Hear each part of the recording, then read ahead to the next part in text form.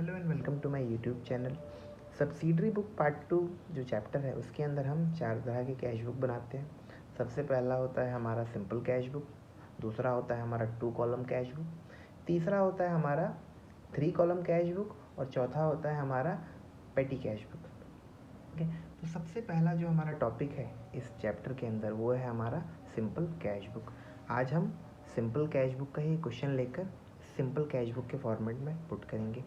ये हमारा simple cash book का फॉर्मेट है, cash book of ABC store. यहाँ पे हमने हेडिंग में लिख दिया है cash book of ABC store. ये जो हमारा फॉर्मेट है इसके अंदर date particulars, voucher number, ledger folio और अमाउंट डेबिट साइड में, और क्रेडिट साइड में भी date particulars, voucher number, ledger folio और अमाउंट आते हैं। ठीक है, कैश बुक जो होता है यहाँ पर कैश की लेन देन को हम लोग लिखते हैं। कैश जो कि अगर मेरे पास कैश रखा हुआ है तो कैश मेरी प्रॉपर्टी है, कैश में मेरा एसेट होता है। क्योंकि कैश मेरा एसेट होता है तो हर तरह का एसेट रियल अकाउंट के अंदर आता है, कैश भी रियल अकाउंट के ही अंदर आता है। तो जो कैश बुक है हमारा, यहाँ पर रियल अकाउंट का रूल लगेगा।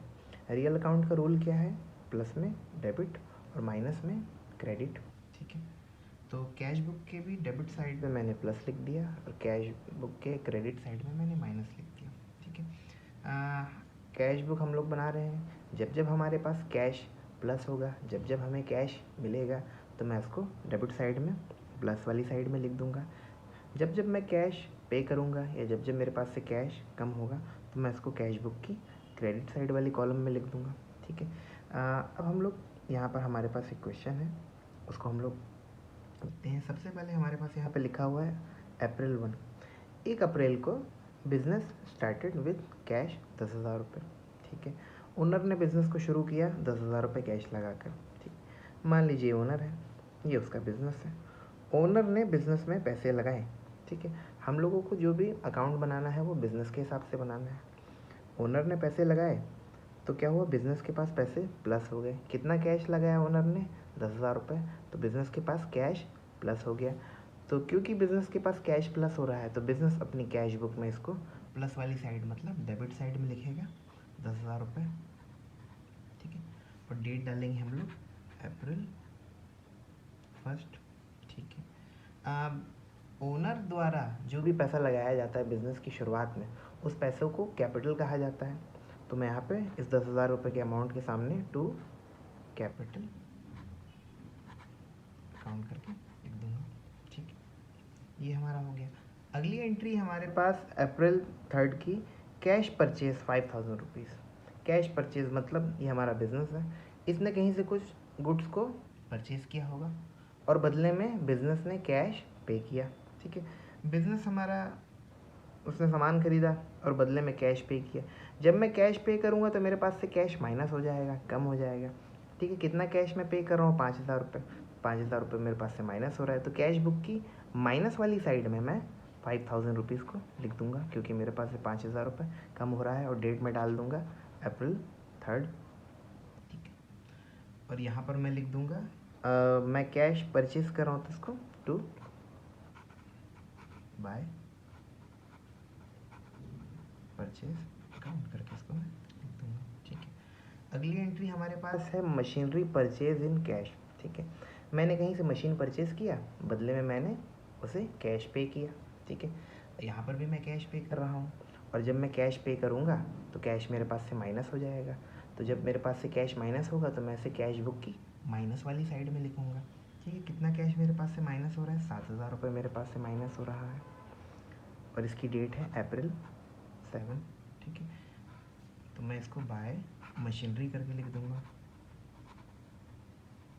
मैंने मशीनरी खरीदी और बदले में 7,000 रुपये पे किए। ठीक है, अगली एंट्री मेरे पास लिखी हुई है कैश सेल्स। कैश सेल्स का मतलब होता है कि मैंने सामान को, गुड्स को सेल किया और बदले में मुझे कैश मिला। ठीक है, जब मुझे कैश मिलेगा तो कैश मेरे पास प्लस होगा, और जब मेरे पास कैश प्लस होगा तो मैं इसे कैश बुक की प्लस वाली साइड में लिखूँगा, डेबिट साइड में लिखूँगा टू सेल्स करके मैं इसे 1,000 रुपये यहाँ पर लिख दूँगा डेबिट वाली साइड में अप्रैल 11। ठीक है, अगली एंट्री हमारे पास अप्रैल 18 की गुड्स सोल्ड टू राम। ठीक है, मैंने राम को गुड्स बेचा। ठीक है, बदले में मुझे राम से पैसा मिला कि नहीं मिला उसके बारे में कोई भी जानकारी यहाँ पर नहीं है। जब कोई भी जानकारी नहीं है मुझे कि कैश मिला कि नहीं मिला, और यहाँ पे उस थर्ड पार्टी का नाम भी लिखा हुआ है, तो मैं ऐसा मान लूँगा कि ये मेरी जो एंट्री है वो मेरी उधारी की एंट्री है, मेरी क्रेडिट की एंट्री है। ठीक है, और उधारी या क्रेडिट किसी भी तरह की एंट्री को मैं कैश बुक में नहीं लिखता हूँ। उधारी की एंट्री को मैं कैश बुक में नहीं लिखता हूँ। कैश बुक में मैं क्या लिखता हूँ? कैश बुक में मैं सिर्फ कैश की एंट्री को लिखता हूँ, जो हमने नगद में परचेज या सेल किया है ना। जो परचेज या सेल करने के बदले मैंने पैसा दिया है या मुझे पैसा मिला है, सिर्फ उन कैश के लेन देन को मैं यहाँ कैश बुक में लिखता हूँ। तो ये 18 अप्रैल की एंट्री को मैं यहाँ पर नहीं लिखूँगा, क्योंकि ये उधारी की एंट्री है। ठीक है, इसके लिए अलग अकाउंट बनता है, वहाँ पर आएगी। आगे हम लोग बढ़ते, लिखा हुआ है अप्रैल 21, cash receive from Ram.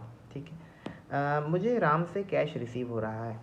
Cash मेरे पास रिसीव होगा तो कैश मेरे पास बढ़ जाएगा, कैश मेरे पास प्लस हो जाएगा। तो कैश बुक की प्लस वाली मतलब डेबिट साइड में मैं यहाँ पर लिख दूँगा 500 रुपये मेरे पास प्लस हो रहा है टू राम करके। ठीक है, और यहाँ पर डेट डाल दूँगा अप्रैल 21। ठीक है, हाँ, आखिरी एंट्री हमारे पास पेड सैलरी।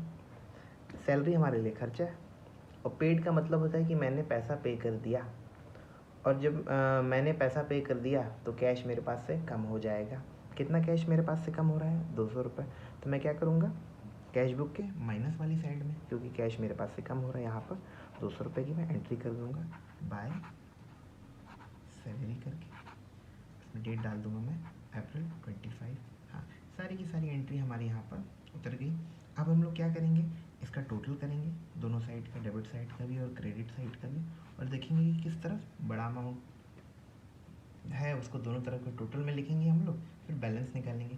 तो मैं देखता हूँ यहाँ पे मेरा 10,000 और 1,000 11,000 11,500 इस तरफ आ रहा है। 5 और 7 12 12,200 रुपये। यहाँ पे क्रेडिट साइड पे बड़ा अमाउंट आ रहा है मेरा 12,200 रुपये क्रेडिट साइड के टोटल में, और यहाँ पर मेरा 11,500 रुपये आ रहा है। तो हमें देखना है कि दोनों साइड के टोटल में से बड़ा कौन सा वाला है। यहाँ पे क्रेडिट साइड का टोटल ज़्यादा बड़ा है, क्योंकि क्रेडिट साइड का टोटल का अमाउंट ज़्यादा है, तो मैं इसी टोटल को दोनों तरफ लिख दूंगा, डेबिट में भी और क्रेडिट साइड में भी टोटल में।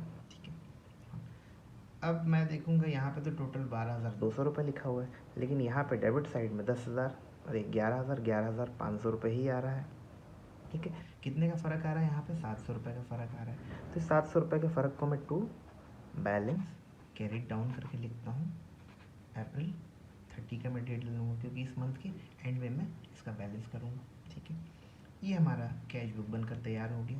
अब मेरे पास ये जो 30 अप्रैल का कैश का क्लोजिंग बैलेंस है, उसको मैं अगले महीने, अगला महीना होगा हमारा मई 1 को टू बैलेंस ब्रॉड डाउन करके इसी बैलेंस को अगले महीने का ओपनिंग बैलेंस बना दूँगा।